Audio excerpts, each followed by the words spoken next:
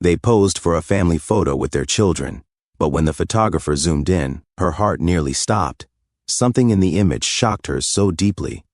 She confronted the couple and demanded a DNA test on their youngest son. What chilling secret could be hiding in a simple photograph? Stay with us to find out, and tell us in the comments where you're watching from. It was a beautiful late afternoon in Riverbend, the kind of soft golden sunlight that photographers dream about. Serena Caldwell, camera in hand, was wrapping up a long day of family portraits. Her last clients, a cheerful couple and their 2 sons, were standing by the willow trees with their pug at their feet. She adjusted her camera strap and smiled. "All right, everyone, lean in close. Big smiles. That's it. Perfect." The shutter clicked. Laughter echoed.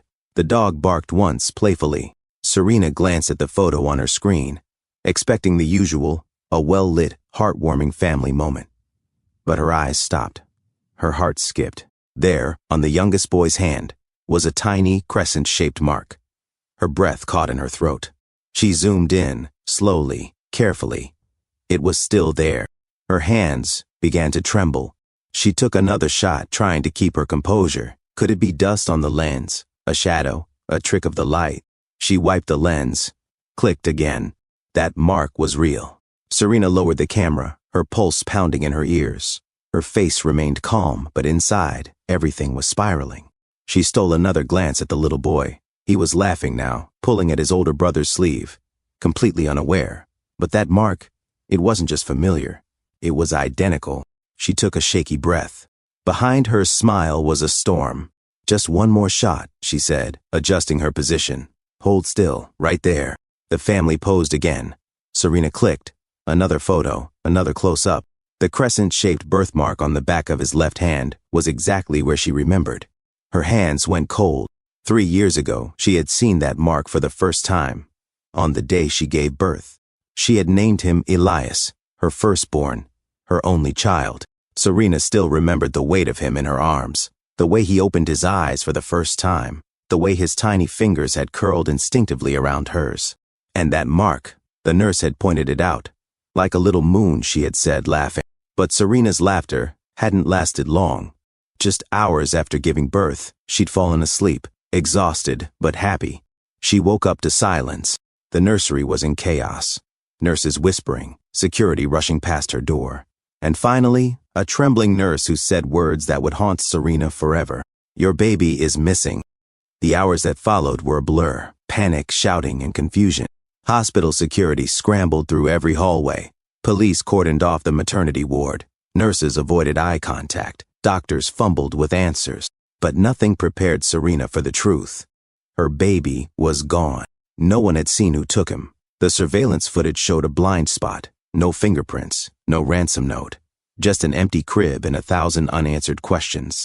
Serena's world collapsed. Days turned into weeks. News outlets picked up the story. Infant vanishes from hospital. Mother pleads for help. But leads went nowhere. Detectives admitted the case had hit a wall. Eventually, the coverage faded.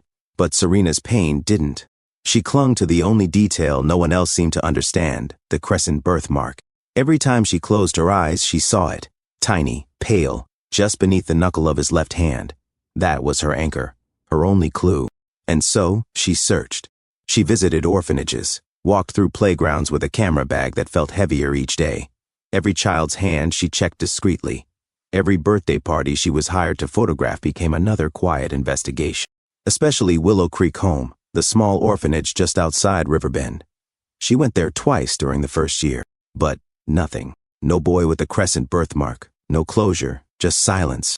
Until today, until the park, until her lens found a story far more personal than any she had ever told. Serena steadied herself. The photo session was done. The family was packing up, laughing, brushing grass off their clothes, the boys chasing their dog in circles.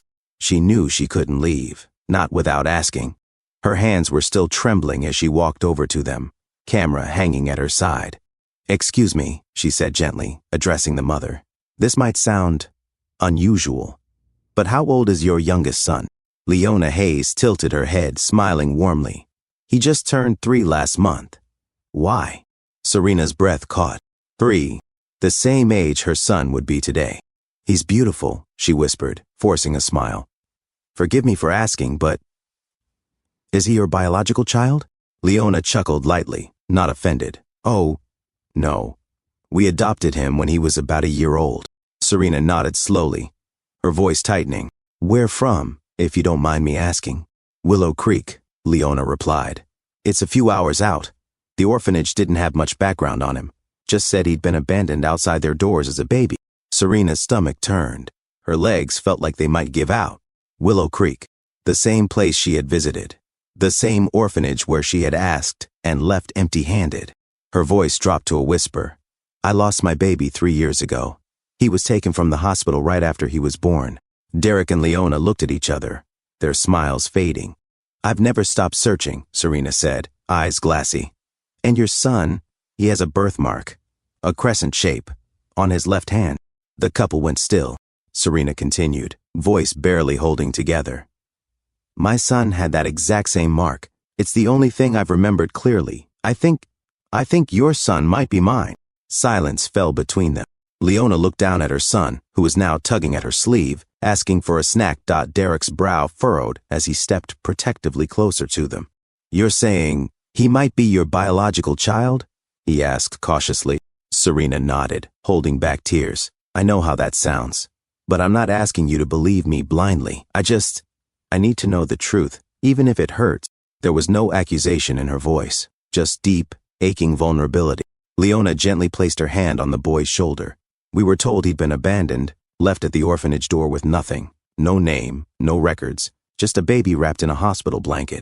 Serena's knees nearly gave out. That detail, the hospital blanket, had never been made public. It was real. They stood in the park, strangers linked by a child, and a question no one expected to ask. Derek finally spoke. If there's a way to know for sure, we'll do it. Serena nodded gratefully. A DNA test. I'll cover everything. I just need an answer. The days that followed were the longest of Serena's life. She didn't eat. She barely slept. The photos from the shoot remained untouched in her camera. She couldn't bring herself to look through them. Every night she pulled out the tiny baby blanket she had kept all these years, folded, refolded, unfolded again, as if her son's scent might still be trapped in its thread. And every night she wondered, what if I'm wrong? What if I've just opened a wound in someone else's family? But deep inside she knew that Mark hadn't lied. Then, one quiet afternoon, her phone rang. The results were in. Serena's hands trembled as she answered the call. She didn't breathe. Not as the lab technician greeted her. Not as he asked her to confirm her name, and not as he spoke the words that would change everything. The DNA is a match. Her knees buckled.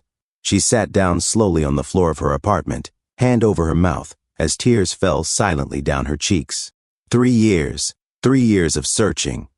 3 years of unanswered prayers. And now, her son had been found. Later that evening, Serena met with Derek and Leona in a quiet private space at the community center.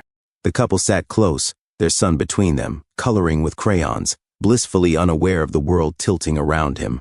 Serena entered the room slowly, as if afraid to breathe too deeply. The boy looked up. Big eyes, soft smile. Something in his expression made her heart shatter and heal all at once. He didn't recognize her, but he didn't pull away either. She knelt beside him. Her hands trembled as she spoke softly. Hi there. He looked at her, curious, then looked down at her hands, and placed his tiny palm in hers. She turned it gently, and there it was, the crescent mark. Her tears returned. I never forgot you, she whispered. Leona reached out, placing a hand on Serena's shoulder. We had no idea, she said, her voice thick with emotion. But we believe you, and we want to do this the right way. Serena wiped her tears, looking at both of them. I'm not here to take him from you. I just want to be part of his life. If you'll allow it. Derek nodded.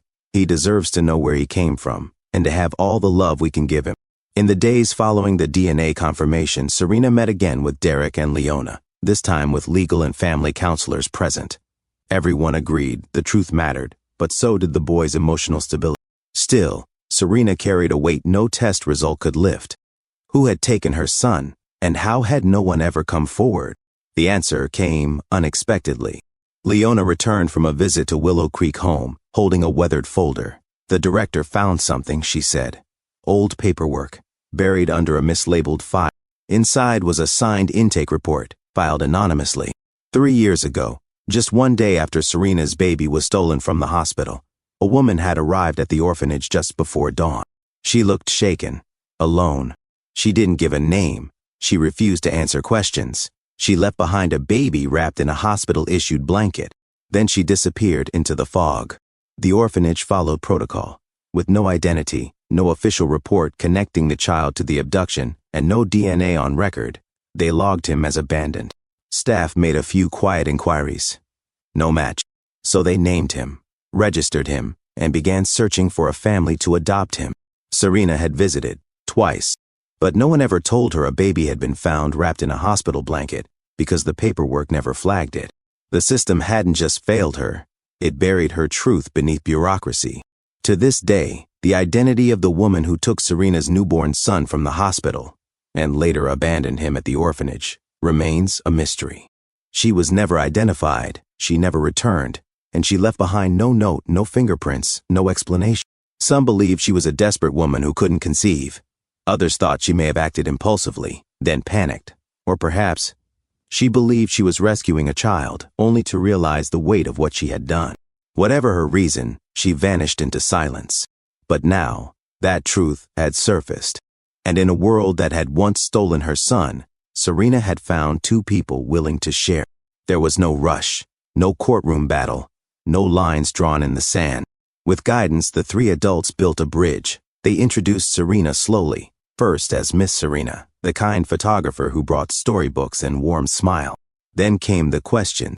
One afternoon, during a quiet walk through the park, the boy stopped and asked, "Are you my real mom?" Serena knelt down. She didn't speak right away. She simply nodded. He stepped forward, placed his hand in hers, and didn't let go. Months later, on a sunny afternoon in that same park, Serena lifted her camera again.